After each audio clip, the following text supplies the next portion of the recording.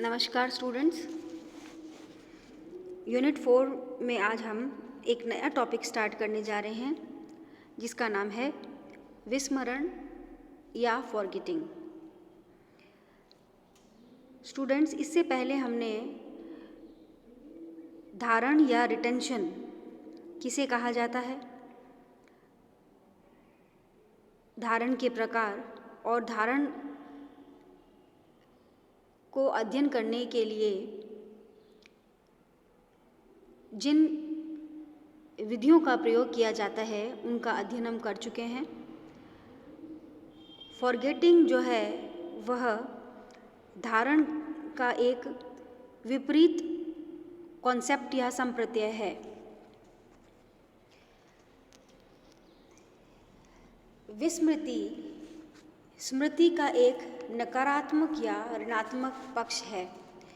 Forgetting जो है विद्यार्थियों, वह मेमोरी या धारण या रिटेंशन इसका ऑपोजिट कॉन्सेप्ट है और यह नेगेटिव एस्पेक्ट है, यह एक ऋणात्मक पक्ष है। धारण में हमने अध्ययन किया था कि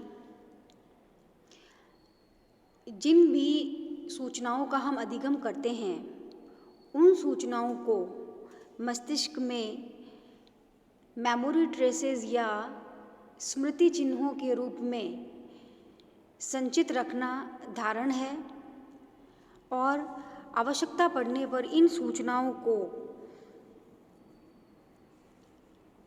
पुनः स्मरण करना ही स्मृति कहलाता है।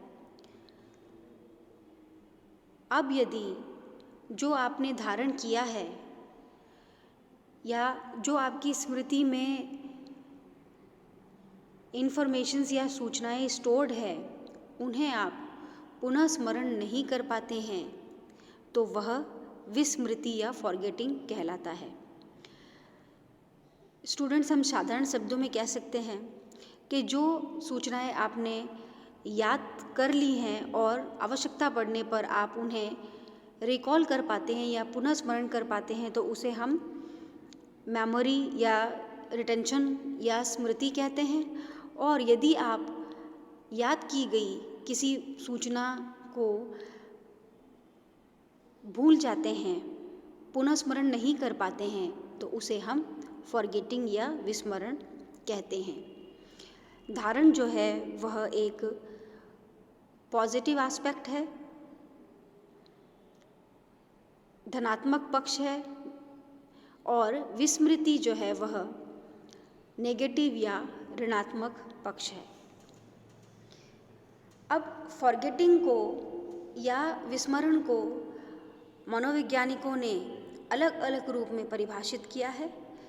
इनकी जो कुछ प्रमुख डेफिनेशंस हैं उनका हम आज अध्ययन करेंगे।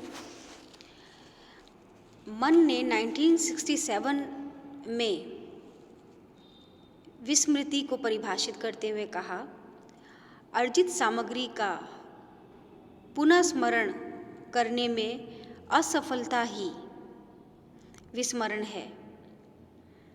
ये मैं आपको बता चुकी हूँ विद्यार्थियों कि जो सामग्री या सूचना आपने अर्जित की है, अगर आप उसका पुनः स्मरण या रिकॉल नहीं कर पाते हैं तो उसे हम विस्मरण या फॉरगेटिंग कहते हैं। तो मन ने विस्मरण को परिभाषित करते हुए यही कहा कि किसी भी सूचना का रिकॉल ना कर पाना ही विस्मरण है। इंग्लिश तथा इंग्लिश 1980 के अनुसार विस्मरण वह अस्थायी या स्थायी हानि है जो पूर्व सीखी गई वस्तु से संबंधित होती है। इसके कारण पुनः स्मरण, पहचान अथवा कार्य करने की योग्यता समाप्त हो जाती है। तो इंग्लिश ने भी 1980 में फॉरगेटिंग या विस्मरण को परिभाषित करते हुए कहा कि यह अस्थायी या स्थायी हानि है। और यह हानि कैसी होती है? जो आपने पूर्व में सूचनाएं सीखी हैं उससे संबंधित होती है। और जब विस्मरण होता है तो इसके कारण आप पुनः स्मरण या रिकॉल नहीं कर पाते, पहचान या रिकॉग्निशन नहीं कर पाते और आपकी जो कार्य करने की योग्यता है वह समाप्त हो जाती है। स्टैगनर व सॉली ने 1960 में विस्मरण को परिभाषित करते हुए लिखा है कि स्मृति का नकारात्मक पक्ष विस्मरण है। तो स्मृति का जो नेगेटिव एस्पेक्ट है वह फॉरगेटिंग है। यह सीखी हुई विषय सामग्री के प्रत्यावहन की असफलता है। जो सामग्री आपने सीख ली है, जो सूचनाएं आपने याद कर ली हैं, उनका अगर आप रिकॉल नहीं कर पाते हैं, प्रत्यावहन नहीं कर पाते हैं, उसमें असफल हो जाते हैं, तो उसे हम फॉरगेटिंग या विस्मरण कहते हैं। अतः हम कह सकते हैं कि प्रत्यावहन, पहचान और धारण की असफलता ही फॉरगेटिंग या विस्मरण है। तो जब आप प्रत्यावहन यानी रिकॉल, पहचान यानी रिकॉग्निशन और रिटेंशन करने में असफल हो जाएंगे तो उसे हम फॉरगेटिंग कहेंगे। इसी प्रकार पीटरसन एवं पीटरसन ने 1955 में फॉरगेटिंग को अभ्यास की असफलता या पूर्वाभास न होने को विस्मरण का कारण माना है। तो पीटरसन और पीटरसन के अनुसार जब आप अभ्यास करने में असफल हो जाते हैं और पूर्वाभास जो है वह नहीं कर पाते हैं तो यही विस्मरण का कारण होता है।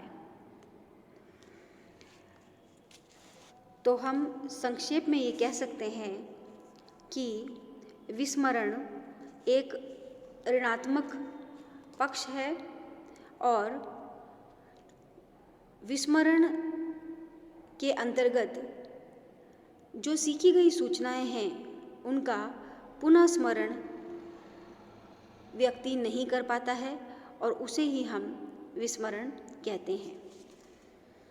तो विद्यार्थियों, आज आपने यूनिट 4 से फॉरगेटिंग या विस्मरण की परिभाषा का अध्ययन किया। सभी विद्यार्थियों को इस वीडियो लेक्चर को ध्यान से देखने एवं सुनने के लिए धन्यवाद।